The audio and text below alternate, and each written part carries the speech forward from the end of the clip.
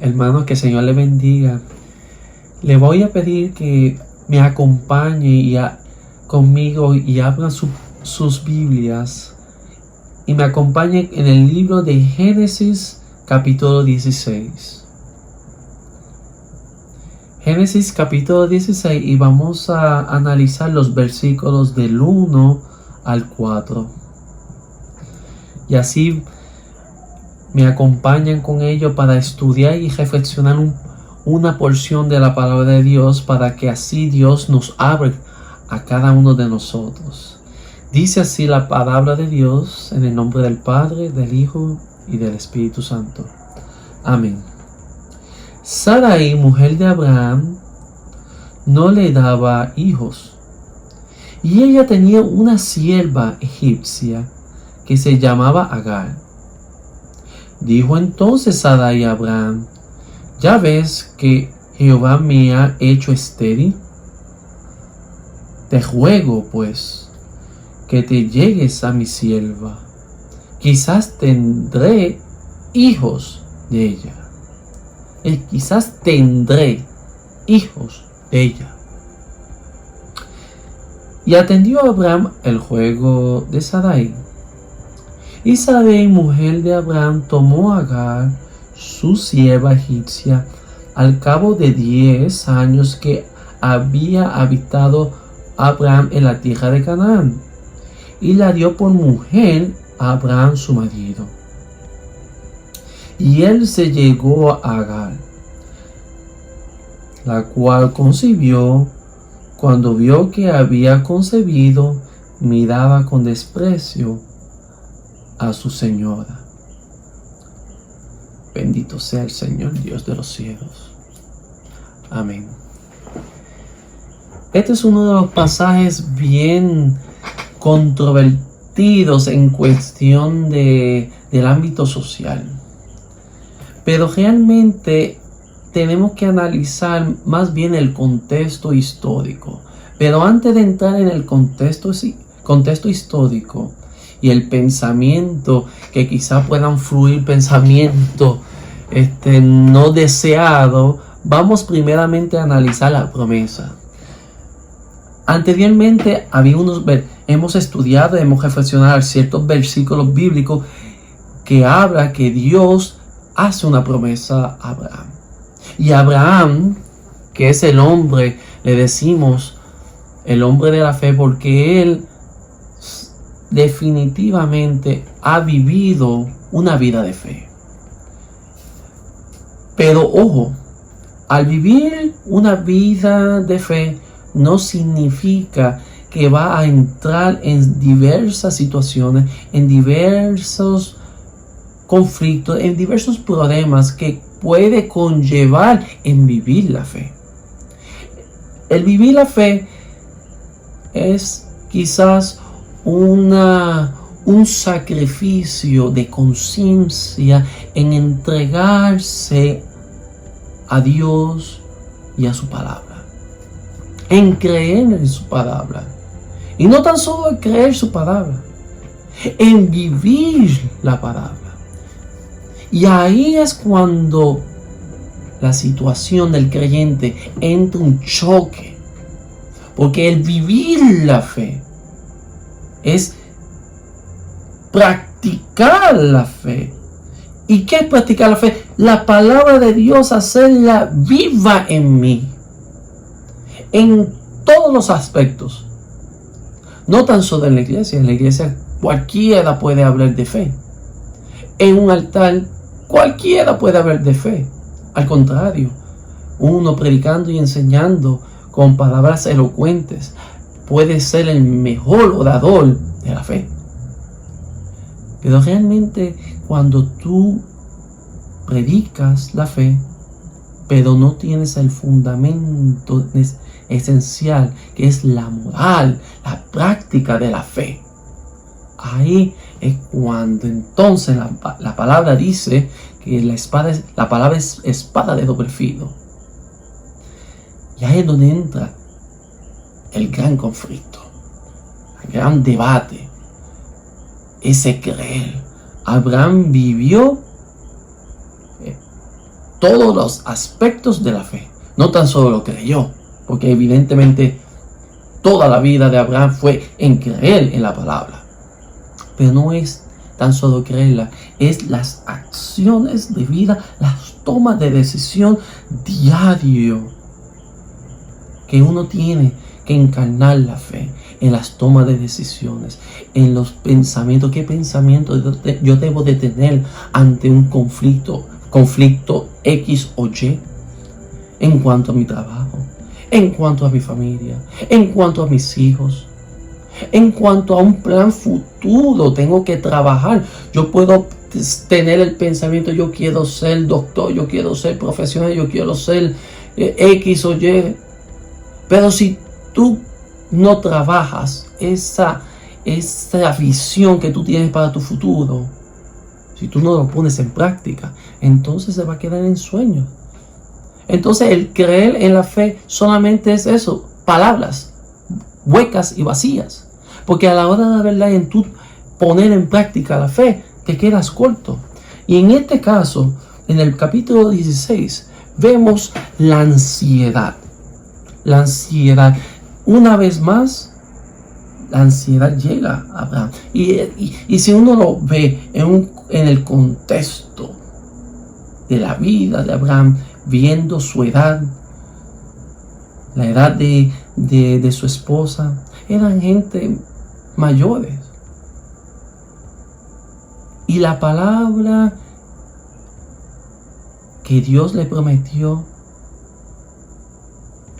esa fe, esa creer en lo que Dios le prometió, empieza en su interior a pensar y a repensar. Se está tardando. Una vez más se está tardando. ¿Cuándo yo voy a ver el cumplimiento de Dios en mi vida? ¿Cuándo yo voy a ver mi vida realizada? Dios mío, se está tardando. Dios no está cumpliendo su palabra. Viene esa ansiedad, ese conflicto. El pasaje habla sobre la tensión que iba creciendo en el alma de Abraham por la falta de un heredero. En la antigüedad era tan importante la herencia. Era quizás uno de la subsistencia, si podemos decirlo así. Hoy en día tenemos tanta tecnología. Cuando uno llega anciano, se supone que los hijos honren a sus padres y no abandonen a sus padres. Pero hoy en día con la tecnología pues tenemos asilos. Y ahí tiran al pobre anciano y anciana y abandonan ese tipo de maltrato. Y violenta el mandamiento de honrar a madre y a padre. En la antigüedad era bien importante tener la herencia. ¿Por qué? Porque los hijos tenían el deber y la obligación de cuidar a sus ancianos, a sus padres, cuando estaban en la edad de la vulnerabilidad. Los hijos, como dice un salmo, los hijos son mudos y tienen más hijos, más mudos de protección. Ese era el pensamiento antiguo. Herencia. Y dejar una buena herencia. Y que la bendición de Dios recaiga, como recayó en mí, recaiga también en mis hijos. Pero Abraham estaba en proceso de una espera. Que en capítulos anteriores Dios le dice: no va a ser tu esclavo, va a ser un hijo tuyo, de tu sangre. Pero como dicen por ahí, la espera desespera. Abraham entró en una tensión. Y claro, la tensión, ¿qué significa una tensión?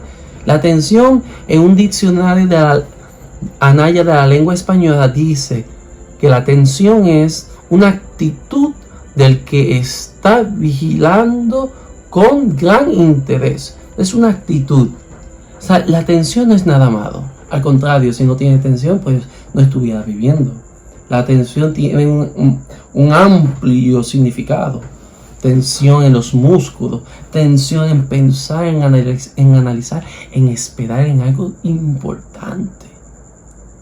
Pero cuando esa tensión no está canalizada correctamente y entra en ansiedad, pues la ansiedad significa estado afectivo caracterizado por un sentimiento de inseguridad. Eso es la ansiedad. Cuando la tensión se convierte poco a poco en ansiedad, entonces hay una inseguridad en tu espíritu. Hay una inseguridad que tú estás teniendo en la promesa de Dios. Y uno en cierto sentido no se tiene que sentir mal. Al contrario, todo eso lo puede, Abraham lo experimentó. Abraham lo experimentó. Eso todo creyente entra en esa ansiedad. Cuando llegues en la etapa de tu vida, la ansiedad, ahí es donde nosotros tenemos que tener control. Ahí es donde dice las escrituras, si yo tan solo tocar el borde de su manto, si tan solo, cuando la ansiedad llega en tu vida, va a haber siempre una inseguridad. Está naciendo una inseguridad. Vengan conmigo en el versículo 1. El versículo 1 dice, y Sarai, mujer de Abraham, no le daba hijos. Aquí está el problema central. En la antigüedad, la mujer puede ser la mujer más bella del mundo. Pero si esa mujer no le da hijos ante la familia, ante la sociedad, ante las naciones, porque Abraham era un prototipo de representante nacional, porque todas las naciones en el viejo mundo conocían a Abraham. Era un vencedor militar. Y todo el mundo sabía que su mujer era estéril. Y era una vergüenza. Y estoy hablando en el contexto histórico. No estoy reafirmando que sea así. Que quepe la redundancia. Sarai, mujer de Abraham, no le daba hijos. Y ella tenía una sierva egipcia que se llamaba Agar. Dijo entonces Sarai a Abraham, ya ves que Jehová, en cierta manera está diciendo que la culpa la tiene Dios. Ya ves que Jehová me ha hecho estéril. Te ruego pues que te llegues a mi sierva, quizás tendrás hijos de ella. Y atendió Abraham el ruego de Sarai. Uno dirá, pero a ver, ¿qué sumiso es ese hombre? No. Quizá ese no es el pensamiento normal. En la antigüedad había unas leyes que se llamaban las tablillas de Nuncio. Y nosotros habíamos en otro capítulo tocado esas leyes mesopotámicas, esas leyes que regían el antiguo estilo de vida de ese contexto antiguo, esa vida social antigua. Y esas tablillas decía que si la mujer del Señor, ¿verdad? En el caso aquí Abraham, la mujer era estéril, las leyes de Nuncio daban una instrucción de que la sierva de su esposa se le podía dar a Abraham para que a través de la esclava de Sarai podía salir un hijo, descendencia. Y Abraham, lo interesante es que escuchó la voz. Aquí tenemos que ver el contexto histórico. Estaban las leyes morales que regían ese tiempo. en ese contexto. Y estaba la voz de su mujer que le dijo al esto: la ansiedad pudo más que la conciencia en la palabra del Señor. Y ahí radica el problema cuando uno tiene ansiedad. Cuando uno tiene esa ansiedad, esa inseguridad interna, no hace que uno razone. No hace que uno tome buenas decisiones. Y entonces viene lo que sigue hacia adelante. Y Sarai, mujer de Abraham, tomó a Agar, su sierva egipcia, al cabo de 10 años que había habitado Abraham en la tierra de Canaán, y la dio por mujer a Abraham su marido. Y él se llegó a Agar, la cual concibió, y cuando vio que había concebido, miraba con desprecio a su señora. Esto es bien interesante.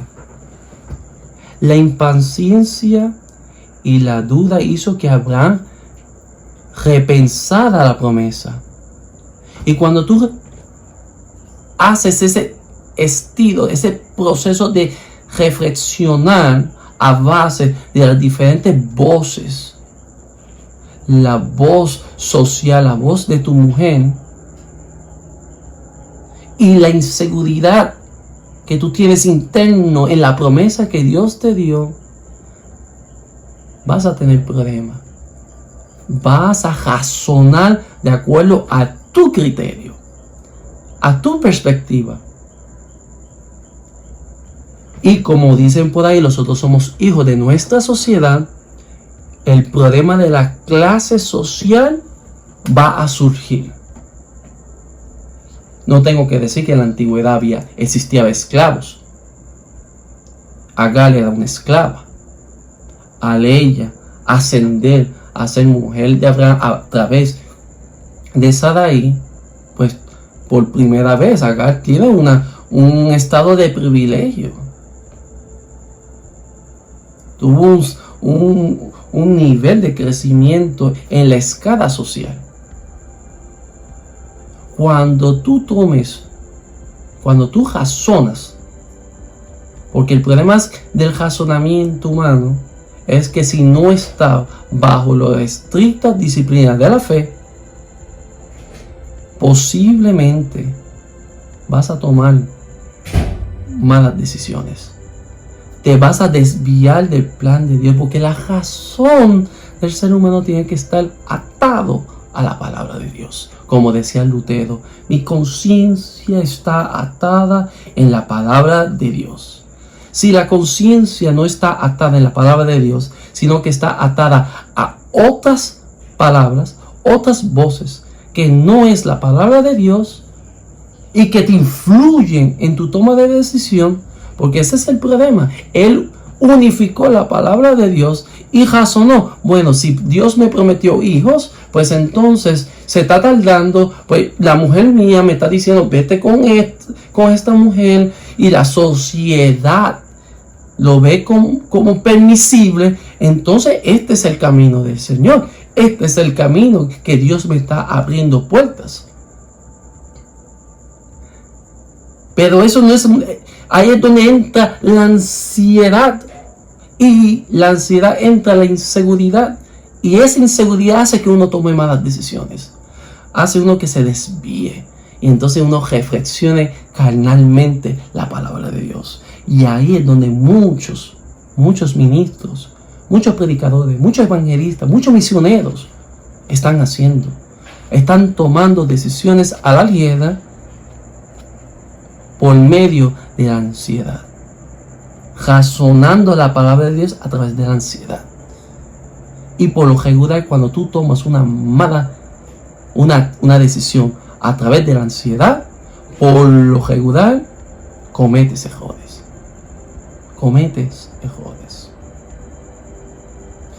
Y como consecuencia, no voy a leer el texto completo. Ahí yo se lo dejo como asignación. del versículo 5 lo sigue completo y lo estudia más profundamente en su hogar. Pero para concluir esta reflexión, obviamente Agar se convirtió en la víctima del caso. Y ella huye.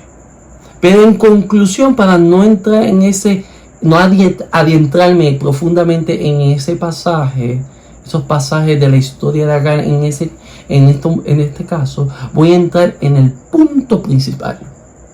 Agar, en el versículo 13, dice: entonces llamó el nombre de Jehová que con ella hablaba. O sea, ella estaba hablando con Dios. Tú eres Dios que ve. Tú eres Dios que ve. Agar afirma que Dios es un Dios que estuvo atento a su necesidad y consolación. Dice un comentarista: cuando el líder toma una mala decisión que recae terceras personas, esas terceras personas van a ser víctimas de una mala decisión que puede cometer el líder ministerial, o tú como jefe del hogar,